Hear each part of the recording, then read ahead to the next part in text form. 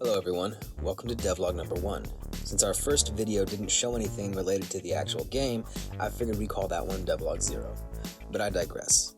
We have made a ton of progress since our last video. Before we start diving into all that though, first I want to go over probably the biggest change that's been made from the original. The original Jam game was created using Unreal Engine 4. Personally, I love Unreal. It is awesome, and most of my experience is actually within it. This being said, Unreal is a huge engine with tons of features, most of which I feel like we probably won't be needing for a game this small. Using it for this project would be like driving a nail in with a sledgehammer. As such, I decided to go with something a fair bit smaller. No, not that one. Not that one either. I feel like you're not taking this seriously. No, for this engine, we're going to go with Godot. I've actually used Godot in the past on previous project experiments, though those never materialized into anything substantial. Notice a pattern here? I spent years learning to make cool things, and now I spend most of my time making personified blob characters. Oh well. Either way, I think Godot will be more than suitable for making this game, and will serve well to keep the size fairly appropriate. Without further ado, let's take a look at our progress. First things first, let me introduce you to the new and improved Blobby 2.0. The first thing you'll notice is that I've decided to forego the sphere in favor of a cube shape. This was a personal aesthetic choice. I just think it makes it easier to exaggerate certain movements, like his walk animation. I've also chosen to utilize a toon shader with a thick outline to emphasize a more cartoony look. You'll see more of this in the coming level design.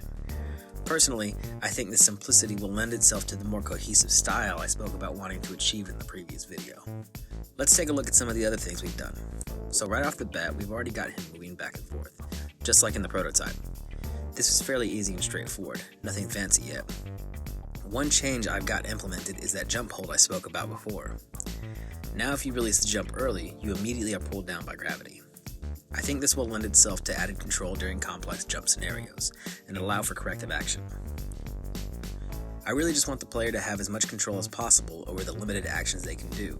That way they don't feel cheated when they end up dying.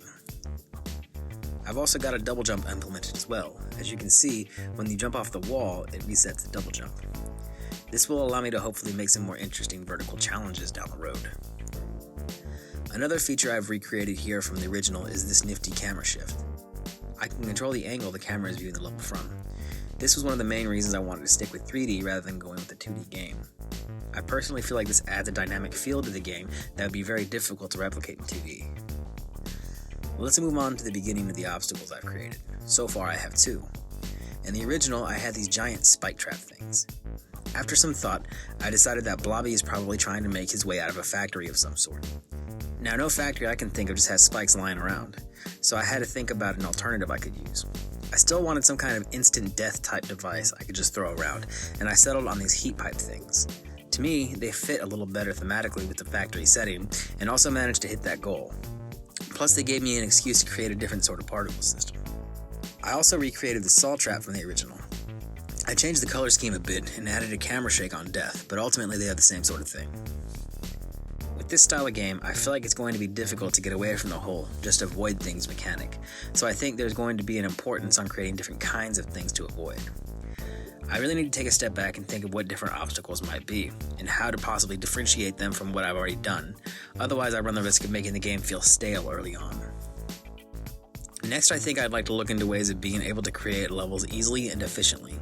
One of the downsides of being a solo developer is that you have to do absolutely everything by yourself. So that becomes added importance on being able to execute small tasks as quickly and efficiently as possible. I think I found some solutions, so I'll let you know about those next time once I've worked them out. Once again, if you're watching this, I want to extremely express my gratitude. Making games is a passion of mine that I've only recently felt confident enough in my skill level to really show off to the world. Seriously, any support I get is overwhelmingly awesome. I can't overstate how much I appreciate it. See you next time.